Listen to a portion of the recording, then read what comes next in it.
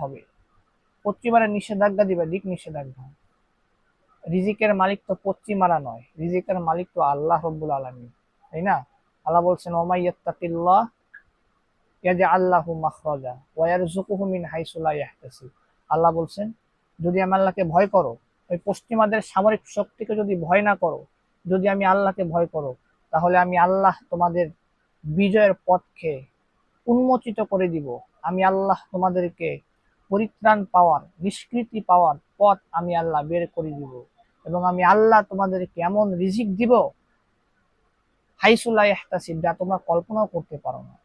আজকে যদি বাংলাদেশ কথার কথা পরমাণু কার্যক্রম শুরু করে, তাহলে অর্থনৈতিক চাপ পশ্চিমারা দিবে, বিভিন্ন বিধিনিষেধ আরোপ করবে। এর কারণে বাংলাদেশ দারিদ্র পীড়িত দেশ, তাদের না খেয়ে মরতে হবে, বিষয়টা কিন্তু এমন না। রিজিকের মালিক আল্লাহর হাতে, আল্লাহ রিজিকের ব্যবস্থা করবেন। ওদের বিধিনিষেধ আরোপ করে আমাদের উপর তারা বিন্দু মাত্র আমাদের কোণঠাসা করতে পারবে না, যেটা আমি মনে করি। এই জন্য বাংলাদেশের উচিত হবে তারা পরমাণু কার্যক্রম তারা চালু করবে, কিভাবে বাংলাদেশ পরমাণু শক্তিধর হতে পারে সেই দিকে বর্তমান রাষ্ট্রপ্রধান যিনি রয়েছে তার সজাগ দৃষ্টি রাখতে হবে। এবং বাংলাদেশের অত্যাধুনিক আকাশ প্রতিরক্ষা ব্যবস্থা, ড্রোন এবং ব্যালিস্টিক ক্ষেপণাস্ত্র, সর্বোপরি আইসিবিএম আন্তঃমহাদেশীয় ব্যালিস্টিক ক্ষেপণাস্ত্র বাংলাদেশ কিভাবে অর্জন করতে পারে সেদিকে বর্তমান যে রাষ্ট্রপ্রধান যিনি রয়েছে তার সজাগ দৃষ্টি রাখতে হবে, এটা আমি মনে করি।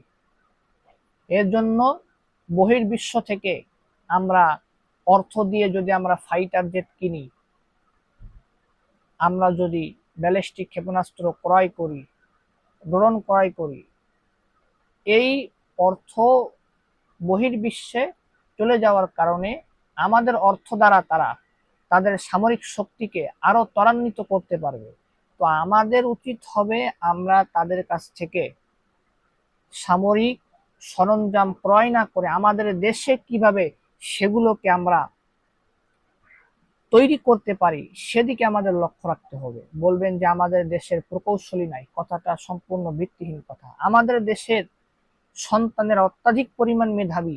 আপনারা দেখেছেন সাতক্ষীরার যেই ছেলেটা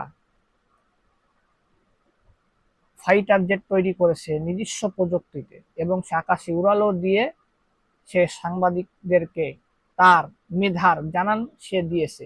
তারপরে আপনার ক্ষুদে বিজ্ঞানী কাসাব, সে অত্যাধুনিক মানের সে আকাশ প্রতিরক্ষা ব্যবস্থা তৈরি করেছে, ড্রোন তৈরি করেছে, বয়স মাত্র 12 থেকে 13 বছর। আপনারা দেখেছেন, এটা আপনাদের কাছে বলার প্রয়োজন হয় না। তো এরকম কাসাবের মতো এরকম অসংখ্য শিশুরা, অসংখ্য মেধাবী আমাদের বাংলাদেশে রয়েছে, যাদের দ্বারা এই সমরাস্ত্র এটাকে বাংলাদেশ বৃদ্ধি করতে পারবে।